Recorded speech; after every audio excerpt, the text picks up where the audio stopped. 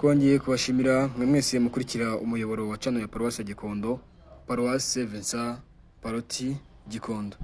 None ku icyumweru cya gatatu cy'igisibo, Paruwasi yacu yagize amahirwe yo kwakira urugendo rwa Archiepiscopi wacu wa Kigali Antoine Cardinal Kambanda.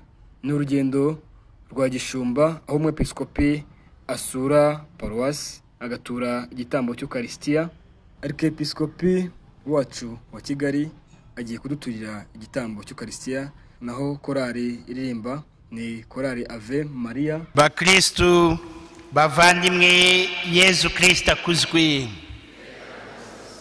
Duteganiye mu ngoro y'Imana ngo duhimbaze umunsi wayo, umunsi w'icyumweru. Uyu munsi akaba ari icyumweru cya gatatu cy'igihe cy'igisibo. Kuri uyu munsi muri Paruwasi yacu dufite ibyishimo byo kuba twasuwe n'umushumba wacu Nyiricyubahiro Kardinali Antoine Kambanda waje mu ruzinduko rwa Gishumba muri Paruwasi yacu. Nimumfashe tumwakire, tumuha amashyi n'impundu. Bavandimwe, muri minsi 40 y'igisibo turi mu rugendo hamwe na Yezu Kristu. Minsi 40 yamaze mu butayu, urugendo rutuganisha kuri Pasika, igihe Yezu Kristu yemeye kudupfira ku musaraba akatwitangira ngo adutsindire urupfu n'icyaha, adukingurira amarembo y'ubugingo bw'iteka, ubuzima burusha imbaraga urupfu. Ibyanditswe bitagatifu rero, ijambo ry'Imana ryaduhishuriye ku buryo bwuzuye muri Yezu Kristu, jambo w'Imana yigize umuntu, akaba umwe muri twe, akaduha urugero, akadutoza inzira igana umukiro n'ubuzima, ubuzima burusha imbaraga urupfu. Kristu niwe mizero yacu, imbere y'urupfu rutubuza amahwemo n'icyaha kitureshya kikadugusha mu rupfu. Kristu niwe turangamiye kandi niwe twizeye. Mu ijambo ry'Imana uyu munsi kuri iki cyumweru cya gatatu, Nyagasani araduhishurira ko turi abe, kandi ko nk'uko ari uhoraho ashaka kudusangiza ku buzima bwe buhoraho iteka budakangwa n'urupfu. Agira ati, nigiye uhoraho Imana yawe wagukuye mu gihugu cya Misiri, mu nzu y'ubucakara. Nyagasani Imana yakuye umuryango wayo mu bucakara mu Misiri, mu nzara z'urupfu. Nta mana zindi rero uzagira keretse jyewe, ntuzapfukamire ibigirwamana kandi ntuzabiyoboke, kuko Imana yawe ari jyewe uhoraho, kandi nkaba Imana ifuha. Ni ukuvuga ngo itihanganira uko turangazwa n'ibindi bigirwamana, ibabazwa n'uko abantu bayoboka ibigirwamana bitabafasha, bibareshya, bikabarangaza, bikabakura mu nzira y'umukiro bakagana inzira y'urupfu. Atabankunda bagakurikiza amategeko yanjye, mbagaragariza ubudahemuka bwanjye ingoma ibihumbi.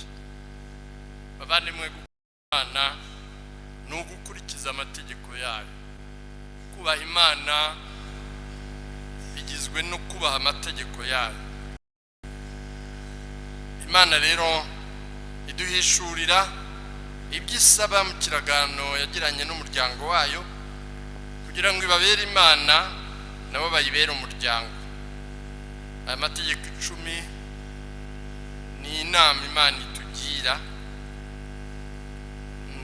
ni ibyapa bituyobora inzira igana umukiro n'ubugingo bw'iteka.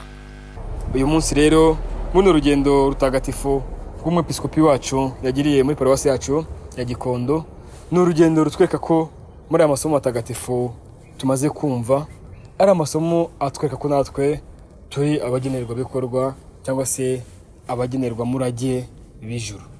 Nk'uko rero twatangiye tubivuga kandi tubibona, uyu munsi twagiriwe umugisha wo kugira ngo twakire umushumba wacu, umwepiskopi wacu wa Archdiocese ya Kigali, nyakubahwa Antoni Karidinali Kambanda.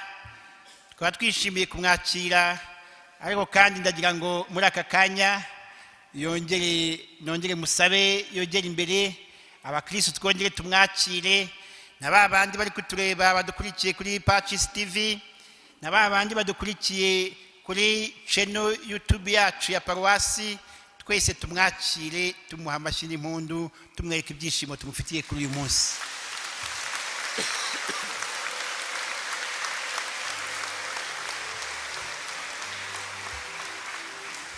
Ariko ntabwo impundu twazumvise, amashyi n'impundu, impundu zanyu, impundu nyinshi.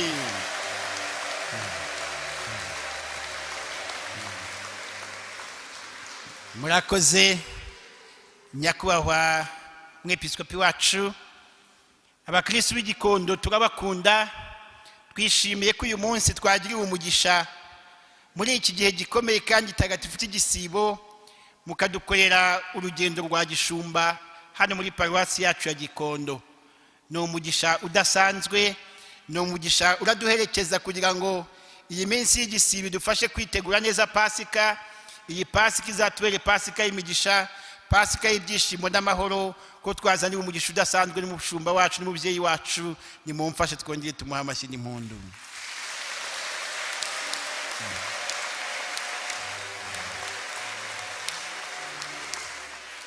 Nyakubahwa umushumba wacu, nk'uko nari maze kubivuga mu kanya, abakristo b'Igikondo turabakunda, abakristo b'Igikondo tubahoza ku mutima.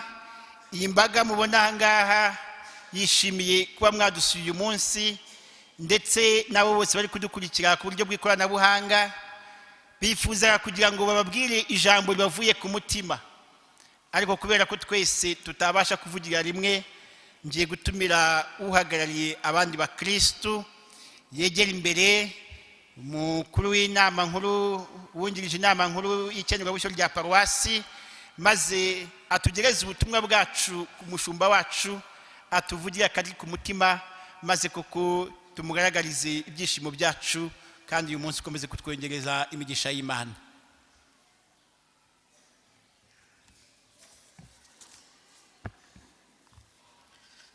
Nyiricyubahiro Musenyeri, Basaseredoti, Bihayimana mwese turi kumwe, bakristo bavandimwe, munyemerere mfate uyu mwanya mu izina ry'abakristo bose ba paruwasi ya Mutagatifu Vincent Paroti ya Gikondo, mbasabe muntize amashyi menshi, twongere twifurize ikaze umwepiskopi wacu, Nyiricyubahiro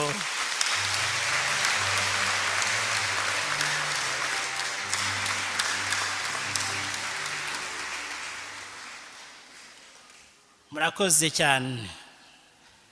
Nyiricyubahiro Musenyeri, abakristo bantumye ngo babwire ko Igikondo iwacu turi aho, turi amahoro, kandi Yezu akomeze kutunezeza mu byishimo bya yubile y'impurirane yo gucungurwa kwacu no kwakira inkuru nziza iwacu. Nta gushidikanya turahamya ko turi za ntama zishorwa ku iriba ry'amazi afutse, zumva zishishe mu kwemera. Turashimira abapadiri mwaduhaye, batuba hafi kandi dufatanije muri byose.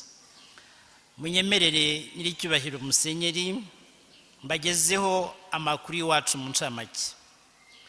Hari byinshi tumaze kugeraho kandi twishimira. Icya mbere ni imikorere n'imikoranire y'inzego.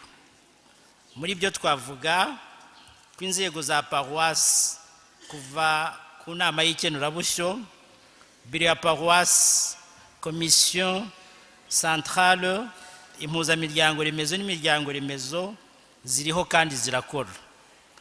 Paruwasi igizwe n'imiryango remezo 24 n'imiryango remezo 145.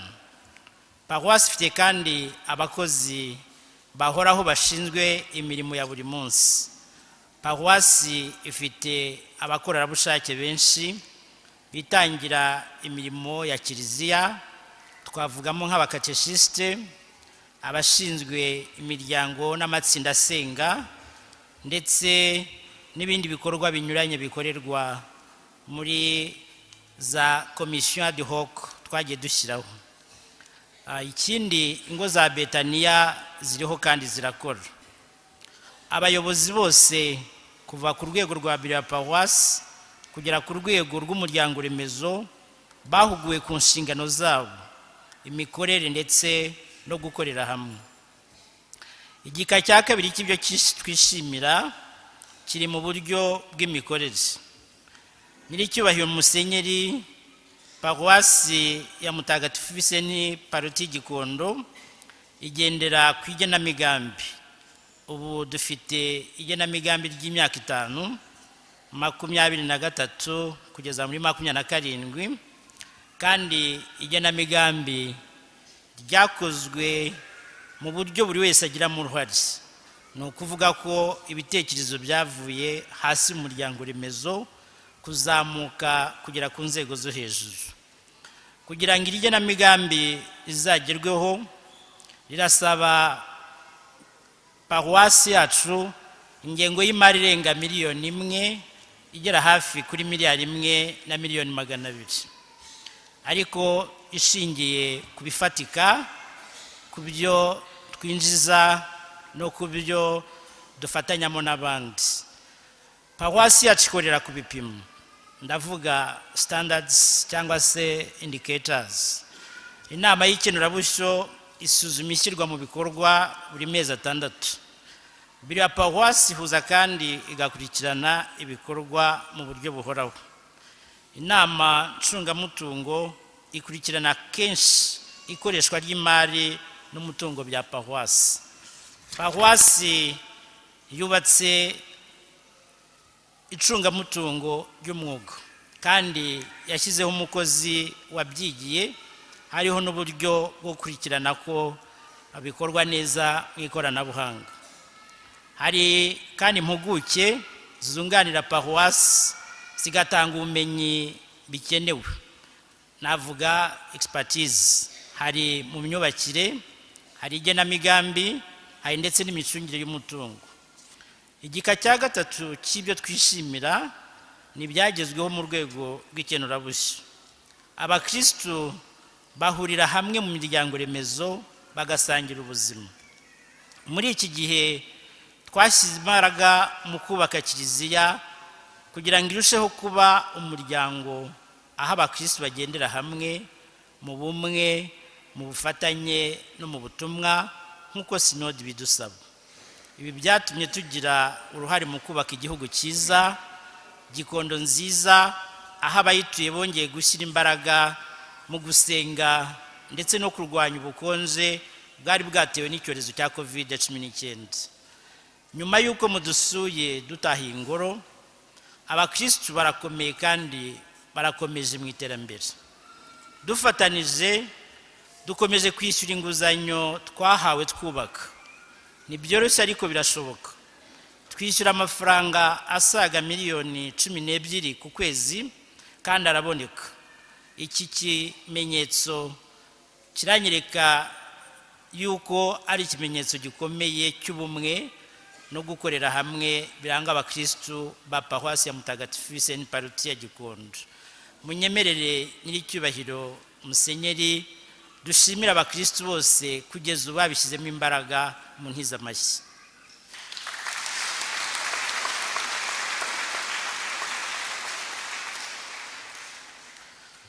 Ku bijyanye n'ibyo twagezeho turabyishimiye. Nyiramaso yerekwa bike ibindi akirebera. Nyuma yo kubaka ariko ubu twafashe ikindi cyerekezo. Ntitukirangamiye kubaka ingoro nziza y'amatafari gusa, ahubwo dushyize imbaraga mu kubaka kiliziya y'umutima ikomeye, aho Yezu atura ntaturane n'ibumubabaza.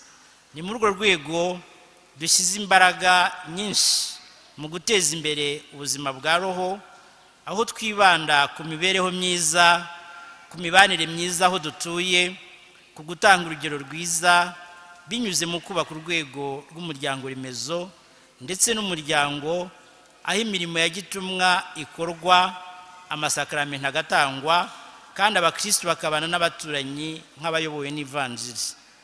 Uyu ni umugambi ukomeye abasaserdoti bacu bihaye. Kugira ngo intumbero yo kubaka ingoro y'umutima ikomeye igerweho, dufatanije n'abapadiri twatangije gahunda ebyiri. Gahunda ya mbere ni isaha y'umuryango, igamije gusangira eshatu: ni ijambo, ni isengesho, n'ifunguro hagati y'abagize umuryango. Gahunda ya kabiri ni byose na bose mu isangirabuzima. Twizeye ko izi gahunda zizashishikariza abakristu kubana kivandimwe, kurenga ibyo batandukaniyeho, gusangira byose, kubabarirana, kwiyunga, gutera imbere hamwe no gufatanya nta n'umwe usigaye inyuma, kandi bagasangira byose nta mukire nta mukene, nta wubabaye nta n'ubabajwe, aho twubaka umuryango ukomeye.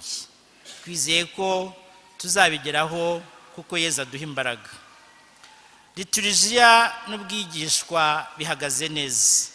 Imirimo ya liturujia iritabirwa ndetse abigishwa bagahabwa amasakaramentu ari benshi. Twakira na benshi batugana bavuye mu yandi madini. Ishuri rya Bibiliya rirakora. Abakristo bitabira ingendo nyobokamana haba mu Ruhango, i Kabuga ndetse n'Ikibeho. Ibyiciro byose by'umuryango byitaweho.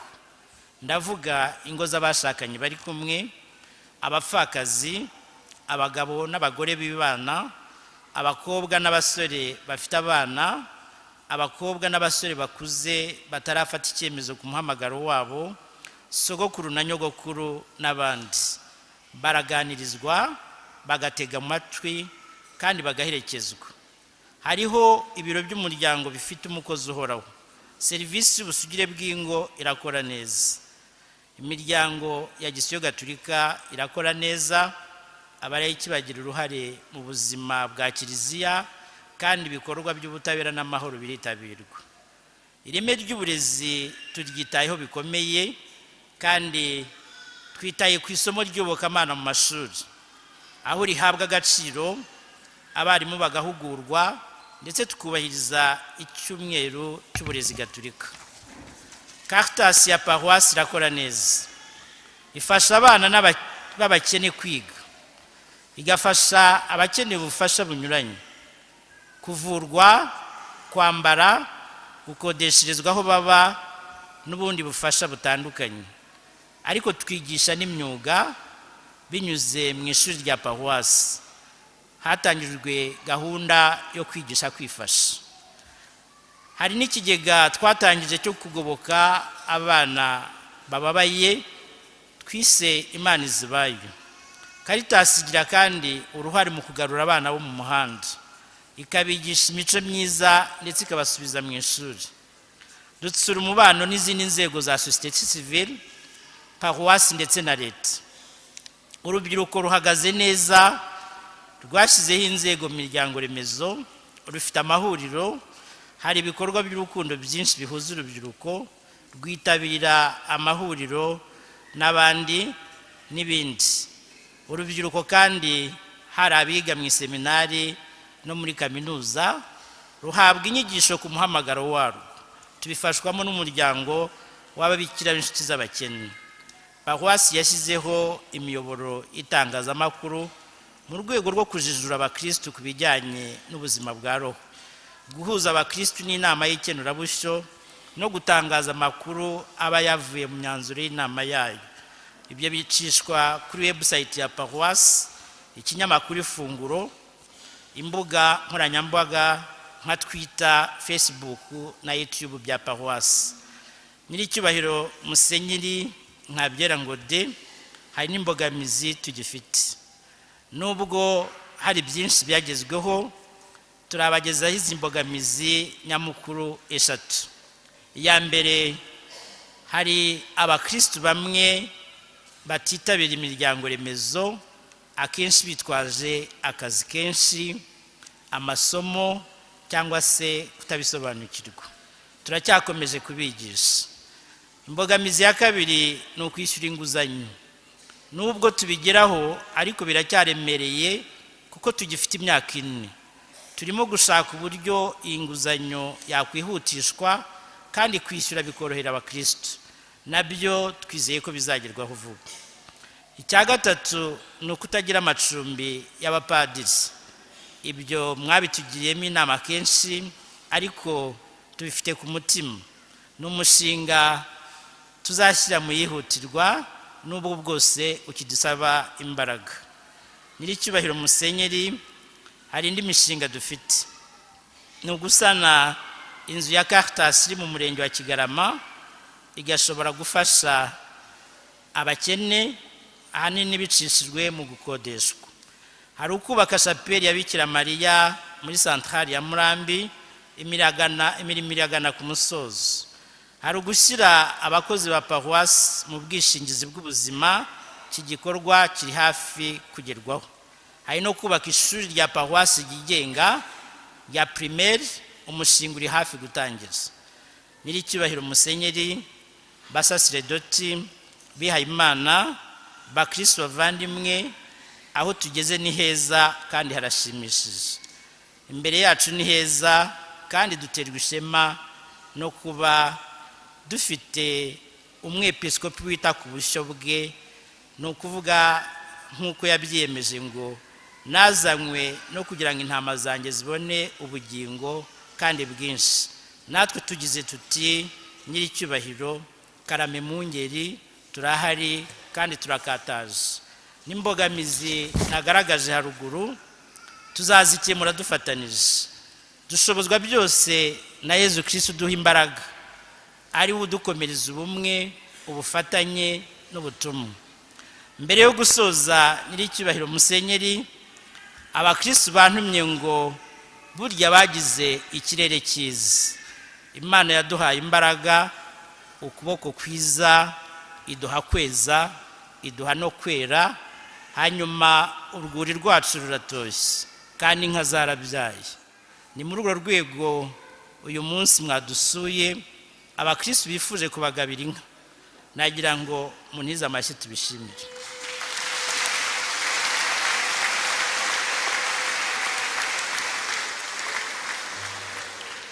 Nyiricyubahiro Musenyeri, nagira ngo munyemerere mu cyubahiro cyanyu mutambuke muzi imbere hano hafi y'abakristo, hanyuma padiri mukuru na vikeri n'umurayiki wo muri biro ya paruwasi, hanyuma bagushyikirize ibyangombwa by'iyo nka ndetse n'amahereni yayo.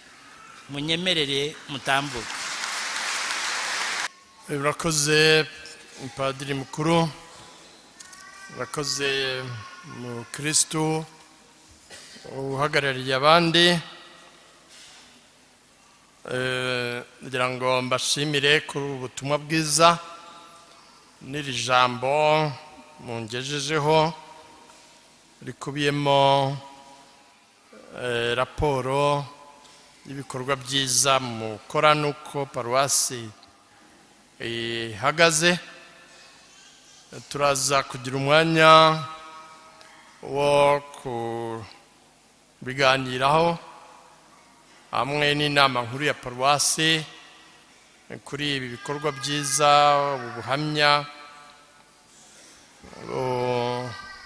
ibipimo by'ibi bikorwa bimfasha kumva neza aho mugeze n'urugendo rusigaye, no kumva neza ibibazo ngo turebe ibyihutirwa, bihatse ibindi washyiramo imbaraga kurushaho, no gushakira hamwe ibisubizo. Nkaba mbashimira cyane rero, n'iyi mpano ikomeye mu muco wacu mbashimira mbikuye ku mutima.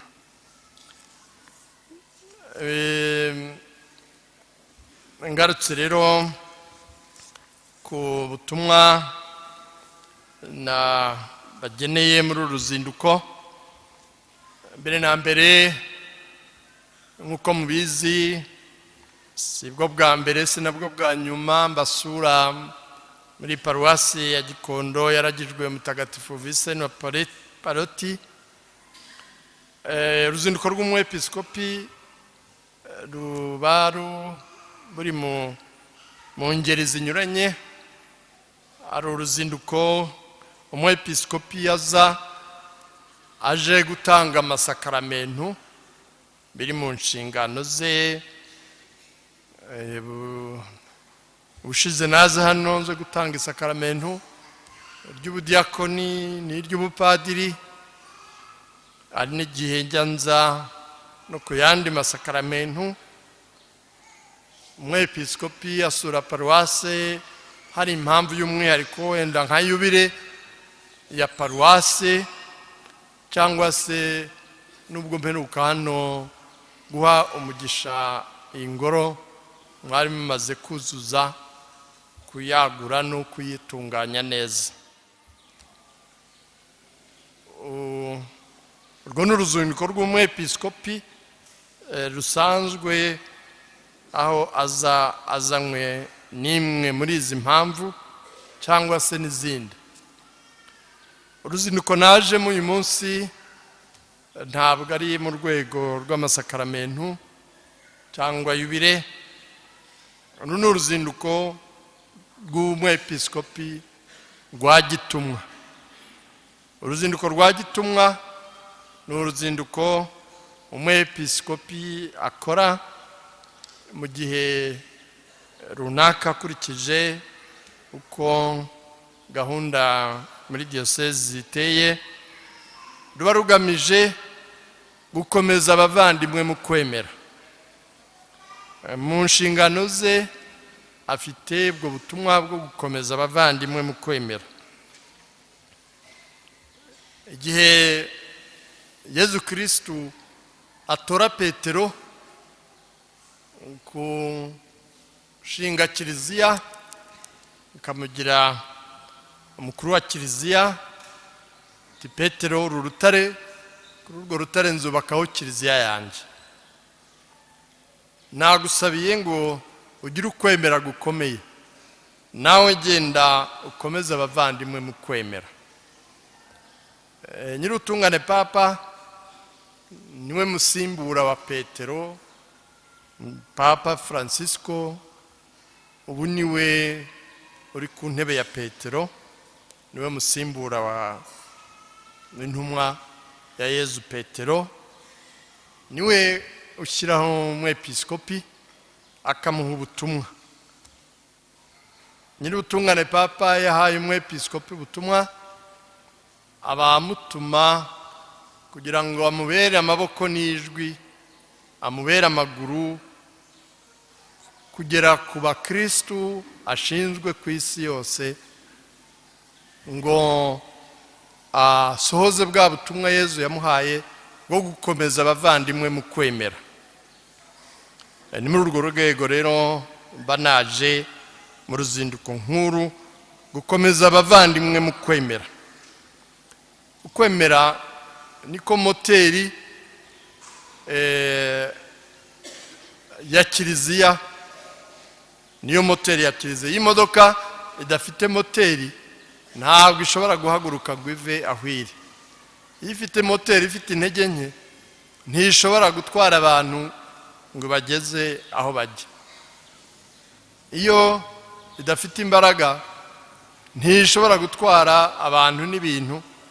Iyo igeze ahazamuka ntishobora kuhaterera ikwamira aho ngaho.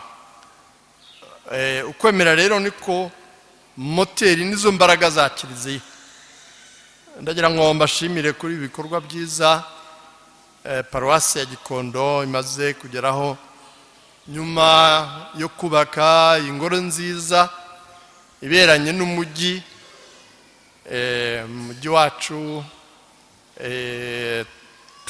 twishimira isuku n'iterambere, kiliziya ntisigara ari nyakatsi, nayijyane n'iterambere, kuko bigaragaza icyubahiro duha Imana, bigaragaza ishimo ryacu ku Mana, kuko niba tumaze gutunganya aho dutuye ngo habe heza n'aho dukorera habe heza, ntabwo byaba ari byo. Umuntu yakwibaza ukwemera kwacu ko guhagaze iyo kiliziya yacu ari nyakatsi, itubatse neza, idasukuye nk'uko ahandi umujyi uri mu kugenda ugira isuku bishimisha n'abadusura. Ndagira ngo rero mbashimire kuri iki gikorwa. Aho ngaho hagaragaza imbaraga z'ukwemera k'umuryango w'abakristo hano i Gikondo. Nkabashimira n'ibi bikorwa bindi, iyi nyubako nziza nayo mwujuje, kubera kwa gushyira hamwe, kujya inama, kungurana ibitekerezo, ubwitange bw'ababihugukiwe, bakabonera umwanya kiliziya, bakabonera umwanya paruwasi, kugira ngo n'ubutaka dufite tubukoreshe neza bijyanye n'icyerekezo cy'umujyi wacu. Ubu bwitange no guha umwanya n'imbaraga abafite ubumenyi, impuguke, bakabonera paruwasi umwanya, ni za mbaraga z'ukwemera. Ukwemera niko gutuma bagira ibyo bigomwa, kugira ngo ibikorwa bishoboke. Kuko ukwemera niko kubakiyeho byose. Muri iki gihe hashize igihe tuvuga ibibazo byugarije ingo, kandi urugo niyo kiliziya y'ibanze. Ariko twaje gusanga ibibazo by'urugo mu by'ukuri, imibanire mibi y'abashakanye, ingo zihagaze nabi, umuzi w'ikibazo cy'ingo ari ukwemera kujegajega, ukwemera gukeye. Niwo muzi, ni naho hari igisubizo. Niyo mpamvu rero uruzinduko rw'umwepiskopi gukomeza abavandimwe mu kwemera ari ubutumwa bukomeye ndetse buhatse n'ibindi byose, kuko ya masakaramentu tuyakesha kwa kwemera kw'abakristu bagana Imana, bagarukira Imana, kwa wa mugisha, bya bikorwa byose ni uku kwemera. Ari nako rero kuduha amizero, ari nako shingiro rya mizero yacu, kuko kwemera niko kuduha ukwizera, kutumara impungenge n'ubwoba muri iki gihe byugarije abantu, bibaza ngo ejo nzamera nte nyuma ya covid, intambara ziriho byose bikangaranya, ubukungu bugenda buhubangana, abantu bakiheba. Ukwemera kwacu niyo soko n'imbaraga za mizero. Rero ngira ngo muri urwo rwego rwo kurushaho gukomera mu kwemera no gukura mu kwemera, kuduha ukwizera, tuvugane no kuri gahunda turimo za kiliziya. Hashize igihe uko nagiye mbabwira, dufite gahunda yo kurushaho kuba hafi abakristo. Iyo umuntu muri kure utamugeraho cyangwa umugeraho gake, bituma mutagendera hamwe, cyangwa se bituma n'ukwemera ko gushobora kugenda gucika intege no kujegajega. Kwegera abakristo, kubaba hafi, bakabona serivisi bakeneye, bakabona amasakaramentu n'inyigisho biri muri gahunda turimo. Bashimira n'irya genamigambi naryo aho dutahiriza umugozi umwe. Tumaze igihe tugaruka ku miryango remezo, mwabigarutseho mu bibazo byo kutitabira imiryango remezo kubera akazi, za gahunda zo mu mujyi. Ni ikintu turimo kwiga ngo turebe pastorale y'umujyi, ikenurabushyo ry'umujyi, ukuntu ryakwigirwa umwihariko ujyanye n'uko ubuzima bw'abantu na gahunda zabo biteye mu mujyi. Igihe abantu baba mu mujyi bashobora kubona umwanya w'umuryango remezo. Ariko ubu ngubu twateye intambwe, turavuga ngo ntabwo twagarukira mu muryango remezo. Umuryango remezo ufite intege nke ni uko ingo ziwugize ziba zifite intege nke. Ni ukuvuga ngo urugo, umuryango niyo kiliziya y'ibanze, niwo musingi wa kiliziya. Iyo rero inzu inyeganyega, ugomba kumanuka ukajya guha imbaraga umusingi, gukomeza umusingi. Iyo warubakiye ku mucanga ukubaka umusingi, ukawubakira ku rutare, ukawushyikirisha urutare. Ubu rero twatangiye gahunda yo gusura ingo, ko padiri atagarukira mu muryango remezo, ahubwo muri iyi gahunda twatangiye kuba umusaseredoti, abasaseredoti bakomeza bakagera mu ngo z'abakristo. Twihaye umuhigo umwaka umwe ku maparuwasi matoya. Paruwasi ya Gikondo ni paruwasi ntoya, nubwo ituwe n'abakristo benshi n'ingo nyinshi, ariko ni ntoya, ni santarari imwe. Ku buryo rero tuvuga ngo muri uru rugendo rwa yubile turimo, ko nabura paruwasi ntoya mu mwaka zaba zirangije, paruwasi nini ho gato mu myaka 2, paruwasi nini mu myaka 3, ku buryo buri rugo rw'umukristu muri paruwasi ruzaba rwasuwe, rugahabwa umugisha, mukasangira ijambo ry'Imana n'isengesho, mukaganira ku bibazo n'imbogamizi, imbaraga n'ibyiza mushimira Imana muri urwo rugo, ndetse ibibazo bisaba umwanya kugira ngo bikemuke. Icyo gihe bikazakomereza kuri paruwase, ukaza kureba padiri kuri paruwase azi wawe n'ikibazo mwarakiganiriyeho, akuzi nawe umuzi, mufite aho muhera no mu gushaka ibisubizo. Kufasha zango zidafite isakaramentu kugarukira Imana, babana baterera barangaranwe ntibahabwa amasakaramentu, bagafashwa bakabohorwa bakabona amasakaramentu. Tukagira ifishi y'urugo, abakuru barabizi, kera habagaho ifishi y'urugo, aho tumenya uko urugo ruteye,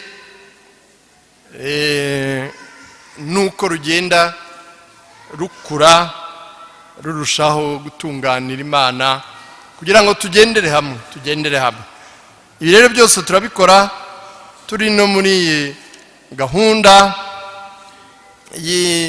ya yubire. Dufite yubire y'impurirane, ni umugisha ukomeye. Yubire ni umwaka mutagatifu, ni umwaka w'impuhwe z'Imana, ni umwaka wo kwivugurura, ku buryo tuzavamo dufite imigambi myiza yubaka kiliziya yacu. Zango cyane cyane rero mu rwego rwo kureba ejo hazaza, ubutumwa bw'ibanze bw'umuryango, ubutumwa bw'ibanze bw'umuryango ni uburezi bw'abana, ni uburezi bw'abana. Yezu Kristo umwana w'Imana yigize umuntu, ahitamo kuvuka mu muryango no kurererwa mu muryango. Ashoboraga kuza ari kimanuka nka Melikisedeki, tutazi inkomoko, tutazi ababyeyi, agahinguka ari Mesiya n'umuhanuzi, umukiza, mwene nyir'ijuru. Ariko yahisemo kuvuka mu muryango, umuryango mutagatifu w'i Nazareti. Imana iwushyiraho kugira ngo Yezu umwana wayo avukiremo, arererwemo.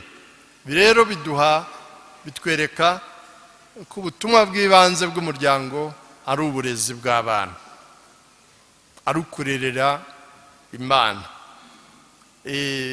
Kandi abana nibo kiliziya yacu y'ejo, ndetse ni na kiliziya y'ubu ngubu, kuko n'imbaraga zabo n'ubu ngubu urebye n'umubare wabo uruta kure abakuru. Ni kiliziya y'ubu ndetse n'iy'ejo, nibo bazakomeza ukwemera kwacu. Nitubarangarana ukwemera kwazima, ugasanga abadukurikiye ntibakimenya Imana nk'uko bijya bibaho ahantu hamwe na hamwe. Nibyo nahoze nkomozaho nko ku munsi w'icyumweru, kuzana abana mu kiliziya. Ababyeyi birababaza kubona umubyeyi ari nk'urugero ruba abana, cyangwa se icyumweru yagihaye izindi gahunda, ntagire umwanya, amasaha 2-3 yo kuza mu nzu y'Imana nk'uku, ngo ashimire Imana, asingize Imana. Abana batozwe ko mu buzima ukora iminsi 7, ariko umunsi wa 7 n'ubundi no mu kandi kazi n'iki hose aba ari umunsi w'ikiruhuko, ariko kigeneye gusingiza Imana, kwibuka Imana no kuyishimira. Atari ikiruhuko dushyiramo ibindi tukibagirwa iby'Imana, kandi ari byo umunsi w'Imana wagenewe. Ubu ni bwa burere tujya tubona abantu bavuga ngo bana barananiranye. Nta mwana mubi, umwana azira kirera, azira gutereranwa. Na za ngo tuvuga zubakwa n'abana, kandi aba bana uko babona ingero z'ingo z'abakuru, uko babona twubaha Imana mu rugo, uko babona twitwara mu mubano wa kivandimwe, niko nabo bazatwigana. Ni ukuvuga rero ngo uko tubarera niko bazadusajisha.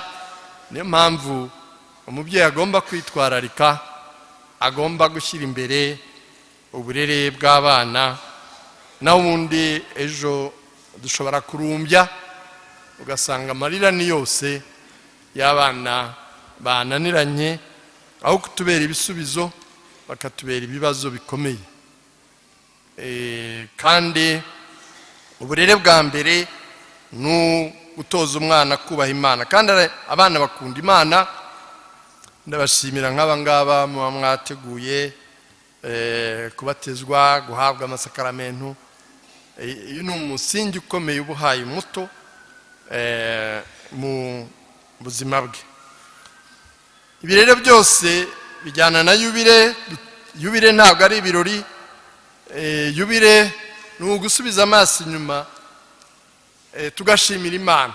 Ibirori byacu bikaba ibyo gushimira imana ibyiza yadukoreye, ariko kandi no gusubiza amaso inyuma aho tutatunganyije ubutumwa bwacu n'ubukristo bwacu, tukisubiraho noneho tugategura ejo heza hazaza. Muri urwo rwego n'uyu mwaka nk'uko byagenze muri 2000 twizihiza yubile nanone y'impurirane y'imyaka 2000 yo gukizwa kwacu, Yezu Kristo umukiza aje ku isi, n'imyaka 120 bushize muri 2000 yari imyaka 100 ivanjiri igeze mu Rwanda. Ubu ni 125. Iyi mpurirane mu Rwanda yubile twahisemo kuyizihiza mu buryo bwa sinode. None bibaye mahire muri gahunda za kiliziya ku isi, nuko nanone natwe ubungubu twizihiriza hamwe na kiliziya yose yubile mu buryo bwa sinode. Sinode idufasha kugendera hamwe, gutega amatwi Roho Mutagatifu no gushyira hamwe ibyo Roho Mutagatifu twigishije, urumuri duhaye, twashyira hamwe urwo rumuri rukaba urumuri rwinshi rutuma tubona neza icyo Nyagasana dusaba, tubona neza inzira y'umukiro tukayerekezamo, ariwe turangamiye tudahusanye, gutyo kugira ngo ikivi gikurikiyeho tuzabe dushimira Imana mu 2050. Nkaba rero mbifuriza gukomeza kujya mbere, cyane cyane muri iki gihe cyiza cy'igisibo, ari nawo mwanya mwiza nawo uduha umusanzu ukomeye mu kuvugurura ubukristo bwacu, gushikama mu kwemera kwacu no kurangamira Yezu Kristo, kugira ngo tuzizize Pasika tuzukana na Kristo mu buzima bushya. Turaza gukomeza kuganira n'ababahagarariye bagize inama nkuru ya paruwase, bakusanyije ibitekerezo byanyu n'ibibazo kugira ngo tuze gukomeza gushakira hamwe ibisubizo n'inzira iboneye yo kubaka kiliziya yacu. Nyagasani Yezu nabane namwe. Dukomeje gushimira mu mwese mukurikira umuyoboro wa channel ya paruwasi ya Gikondo Saint Vincent Paroti. Nkuko mubibona rero twakiriye umushyitsi, n'umushyitsi ukomeye, Arkiyepiskopi wa Kigali Antoine Cardinal Kambanda. Tugwaye ikaze ku muyoboro wa channel ya paruwasi ya Gikondo. Murakoze. N'ubwa mbere tugiranye ikiganiro ko n'umuyoboro uracyari mushyashya. Mbere na mbere tubanje kubashimira kubw'uyu munsi kuba mwaduturiye igitambo cy'Ukaristiya muri paruwasi ya Gikondo.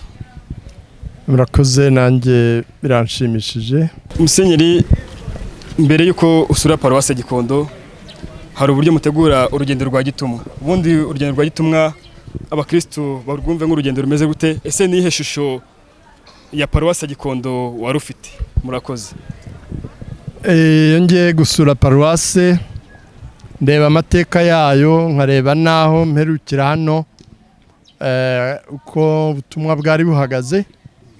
Paruwasi ya Gikondo rero ni paruwasi y'umujyi igizwe n'abakristo b'umujyi, ifite santrale imwe, bivuga ko ari paruwasi itari nini nubwo ifite abakristo benshi, kubera ko abanyamujyi baba baturanye bya hafi.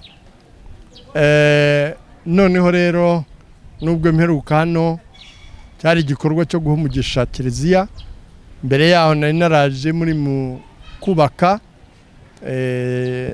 no gusana kwagura kiliziya, akaba ari igikorwa twishimiye.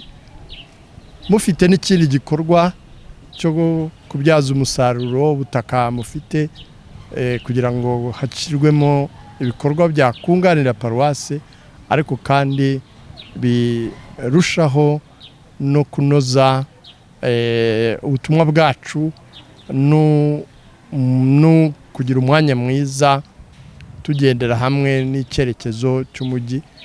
Ubu rero nkaba nishimiye ko nasanze ibyo bikorwa bimaze kugerwaho, bikaba ari n'ikimenyetso cy'imbaraga z'abakristu muri kwa gushyira hamwe no kugendera hamwe. Mbashimira. Mu bibazo bike nshaka kubabazaho, hari abakristo badakunda gusobanukirwa na sinode icyo ari cyo. Ese sinode bayitandukanye gute na yubile? Sinode aba ari igihe cyo kuganira n'abakristo, kubatega amatwi, kumva aho bageze mu kwemera no mu butumwa bwacu bwa Kiliziya bwo kwamamaza inkuru nziza y'umukiro n'ubuzima Yezu Kristo yatuzaniye, kureba imbogamizi zihari no kujya inama ku bisubizo dushobora kubonera ibibazo n'imbogamizi zihari dukoresheje amahirwe n'imbaraga bihari. Aba ari umwanya w'umwihariko rero mu buzima bwa Kiliziya mu kwivugurura no guteganya ejo hazaza hayo, kuvugurura iyogezabutumwa. Sinode zagiye zibaho, nka sinode iheruka yari sinode y'ikenurabushyo ry'urubyiruko, yayibanjirije yari sinode y'ikemurabushyo ry'umuryango, ariko iyi sinode turimo ni umwihariko, ni sinode kuri sinode. Sinode ku buryo dukwiriye gukora sinode tugamije kugendera hamwe, twunze ubumwe mu bufatanye mu butumwa bwacu. Bikaba rero bitandukanye na yubile yo aba ari kwizihiza imyaka 50, 100. Ubu turizihiza yubile y'imyaka 2025 Yezu Kristo Umukiza aje kudukiza. Tukizihiza imyaka 125 iyo nkuru nziza y'umukiro Kristo yatuzaniye igeze mu Rwanda. Murakoze. Ubigarutseho neza, bihuje n'ikibazo nshaka kubaza. Abakristo baze kuza kugendera gute mu kwemera, ko bavuze nk'uko umukristo udafite ukwemera ni nk'imodoka itagenda, ni nka moteri y'imodoka idakora. Turi kwizihiza yubile 125 iyogezabutumwa rigeze mu Rwanda, tukwizihiza imyaka 2025 gucungurwa kwa muntu kugezeho ku isi. Abakristo muri urwo rugendo baze kuza kugenda gute mu kwemera kwabo? Icyambere muri yubile ni ugusubiza amaso inyuma. Kuva kera umuryango w'Abayisiraheli bahoraga basubiza amaso inyuma, bakibuka ukuntu Imana yabakuye mu bucakara mu Misiri, ukuntu Imana yabambukije ubutayu butagira amazi, butagira icyo kurya, Imana ikabatunga ntibicwe n'inzara cyangwa inyota, ikabambutsa uruzi, inyanja y'umutuku, bahigwa ndetse bagiye gutsindwa mu butayu n'ingabo za Farawo, ariko ikakora igitangaza gikomeye kibambutsa, kabakura mu nzara z'urupfu bari bagiye kugwamo mu butayu. Bahoraga basubiza amaso inyuma bagashimira Imana, kandi bikabaho ukwizera ko Imana yagiye ibakura ahakomeye, ko ikomeza n'ubu ngubu bakayizera ko ibibazo bahura nabyo byose Imana bari kumwe izajya ibibafashamo. Ni muri urwo rwego rero natwe yubile wari ugusubiza amaso inyuma, nk'imyaka 125 ishize ivanjiri igeze mu Rwanda, tukareba ibyiza Imana yadukoreye nka Kiliziya, nk'igihugu, nk'umuryango wawe, urugo rwawe, nk'umuntu ku giti cye, agashimira Imana ibyiza yamukoreye.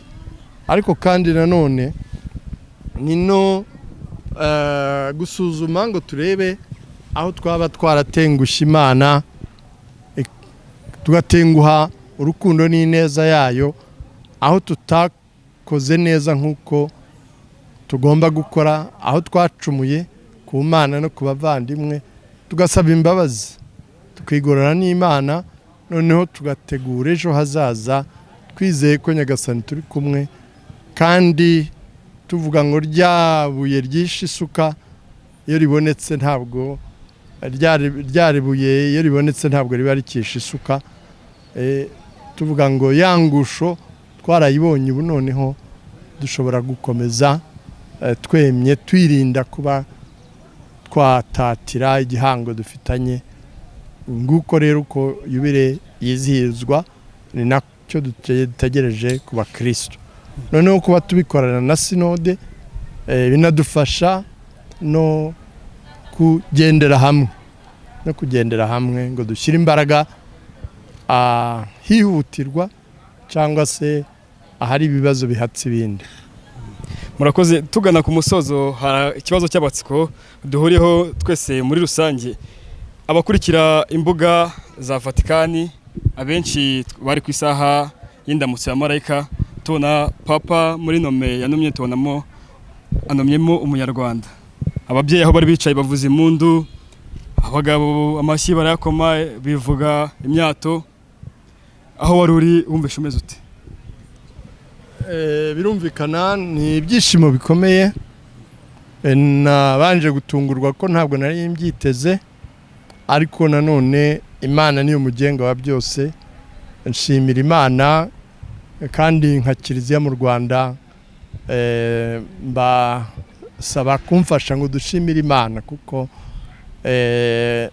kuba Kiliziya mu Rwanda ibonye karidinali wa mbere ni bintu dushimira Imana yo yarambagije u Rwanda kandi ikashima umuryango w'abakristu ikatoramo mu karidinali noneho ushobora mu rwego rwa Kiliziya ku isi kusangiza Kiliziya ku isi ubuhamya bw'ukwemera kwacu ndetse no gutanga umusanzu mu gushyira imbaraga no kuvugurura iyogezabutumwa ryacu rikenewe muri iki gihe. Tugana ku musozo, karidinali ni muntu ki abantu bashaka kutongirwa n'iyo titre? Karidinali ni umwe mu bagize inama nkuru ya Kiliziya. Papa yiyambaza mu miyoborere ya Kiliziya no mu butumwa bwa Kiliziya ku isi. Nicyo ngicyo bivuga.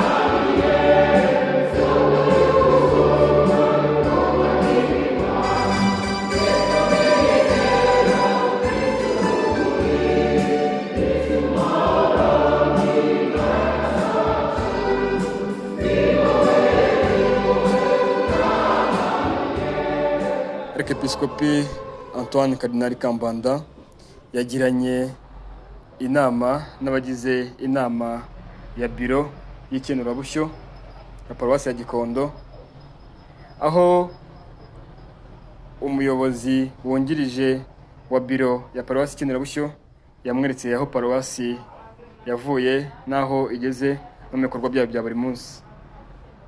Kardinali yakomeje kubagira inama, abaha inyunganizi, abaha n'ibitekerezo, akomeza kubasezeranya ko mu mikoranire azakomeza kuba hafi.